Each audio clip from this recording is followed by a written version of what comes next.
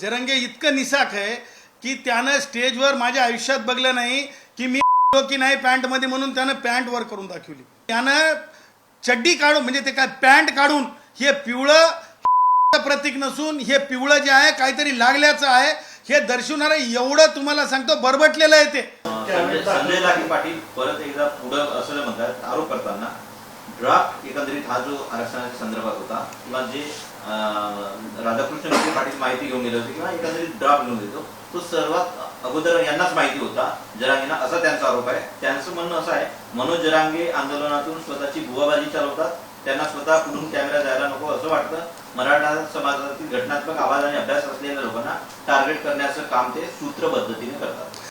जरंगे एवढं निसाक आहे, मला म्हणायचं नाही हिंसा झाला पाला. तुम्हाला सांगतो जरंगे इतकं निसाक आहे की त्यानं स्टेजवर माझ्या आयुष्यात बघलं नाही की मी की नाही पॅन्टमध्ये म्हणून त्यानं पॅन्ट वर करून दाखवली, पॅन्ट काढून हाताने अशी अशी फडकून दाखवली. मी माझ्या आयुष्यामध्ये कधीच असं पाहिलं नाही. कारण ग्रामीण भागातला माणूस हा अत्यंत तुम्हाला सांगतो इज्जत विनय संपन्न असतो. तो तुम्हाला सांगतो मांडी सुद्धा उघडी पडू देत नाही. यानं चड्डी काढून म्हणजे ते काय पॅन्ट काढून हे पिवळं प्रतीक नसून हे पिवळं जे आहे काहीतरी लागल्याचं आहे हे दर्शवणारं एवढं तुम्हाला सांगतो बरबटलेलं आहे ते. त्याला प्रसिद्धीचं बरबटले पण ह्याच्यासाठी पाहिजे की त्याची दुकान चालती ना हो. रेती कोण मोजल हो, रेती तर मोजावं लागेल की नाही हो, किती बरास आहे. त्याच्यामुळं कोण आहेत हे संजय लाखे पाटील मला काही त्यांचं काही म्हणजे फार माहिती नाही.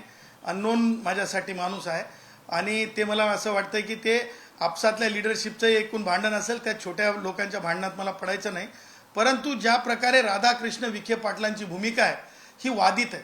राधाकृष्ण विखे पाटील यांच्या भूमिकेच्या बाबतीत मला स्पष्ट सांगायचं आहे की राधाकृष्ण विखे पाटील हे त्या समितीचे एक्झिक्युटिव्ह चेअरमन अध्यक्ष असू शकत नाही. एक.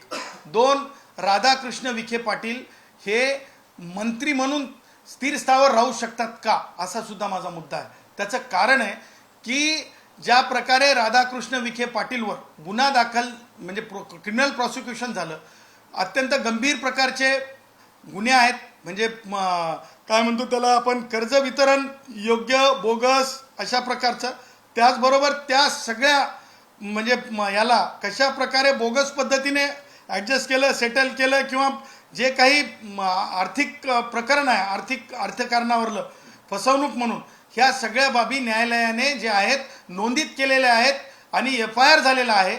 आणि त्यामुळं अशा प्रकरणामध्ये Radhakrishna Vikhe Patil just because you are Maratha तुम्हाला जामीन घेणं आवश्यक आहे की नाही, की तुम्हाला भीतीच नाही आहे कायद्याची.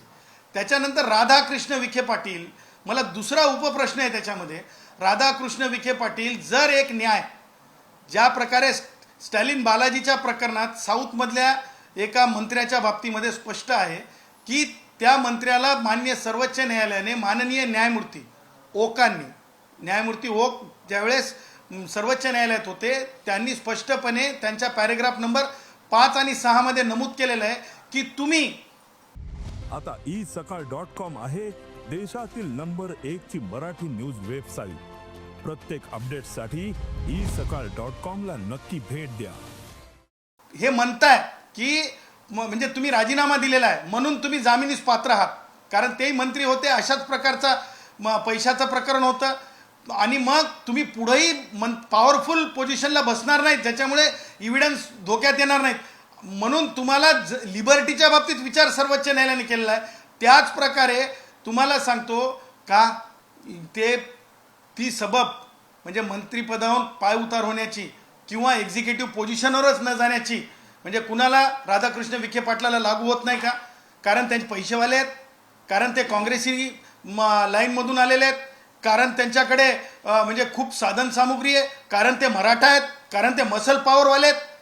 त्यामुळं हे यांना एक न्याय आणि माझा भटका माझ्या हाडा मासाचा आमच्या हाडा मासाचा आमचा धनंजय मुंडेला कुणीतरी तुमच्या मीडियासमोर येऊन 2 कीटकनाशकाच्या बॉटल दाखवतंय आणि धनंजय मुंडेला तुम्ही पाय उतार व्हावं लागतंय जस्ट बिकॉज की रिंगण केलं जात आहे मराठा आमदारांचं. मराठा आमदार दबाव निर्माण करतात.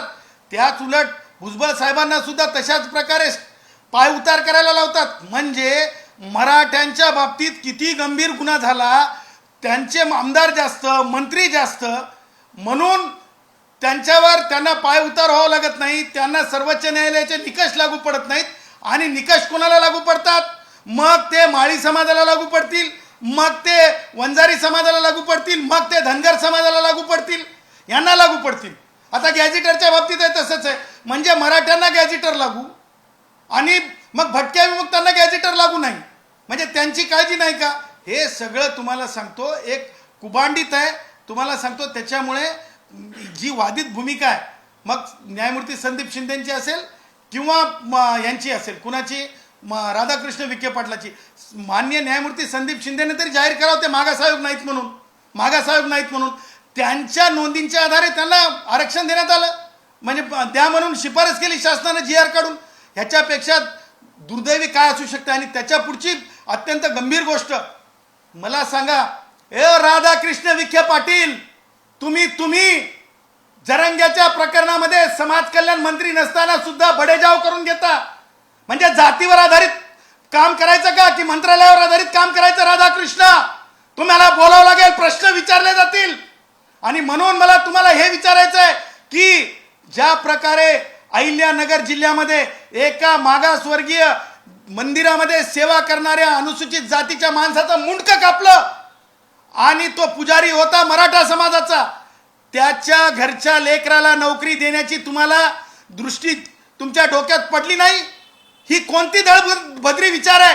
तुम्ही जरंगेची पायपीट करायला समाज कल्याण मंत्र्याच्या अगोदर तुम्ही पोहोचता, just because you are Maratha and Jarange is Maratha. परंतु तुम्ही आतापर्यंत ज्या गावामध्ये मुंडका कापलाय मागासवर्गीय माणसाचं तुमच्या अहिल्यानगर जिल्ह्यामध्ये, परंतु तुम्ही त्याच्या घरी गेलात का? का तर तो अनुसूचित जातीचा आहे, का तर तो मागासवर्गीय आजही तुमच्या डोक्यात अस्पृश्यता आहे का? कारण तुम्ही मंत्री आहात, तुम्हाला प्रश्न विचारले जातील आणि तुम्ही गंभीरपणे माफी मागा आणि त्या माणसाच्या, अनुसूचित जातीच्या माणसाच्या घरी जाऊन त्याची विचारणा करा. अगोदर तुम्ही त्या अनुसूचित जातीच्या माणसाच्या घरी, ज्या माणसाचा खून झाला अत्याचारात, मराठा पुजाऱ्याने अत्याचार करून खून केला, त्याच्या घरी आधी नोकरी द्या आणि त्याच्यानंतर दुसऱ्या नोकऱ्यांचा विचार करा. अन्यथा तो शासन निर्णय सुद्धा उच्च न्यायालयात चॅलेंज करू. देश विदेशातील प्रत्येक घडामोडींचे लाईव्ह अपडेट मिळवण्यासाठी आता साम टीव्हीच्या सर्व सोशल मीडिया प्लॅटफॉर्मला लाईक, फॉलो आणि सबस्क्राईब करा. तसंच सर्व नोटिफिकेशनसाठी बेल आयकॉन प्रेस करायला विसरू नका.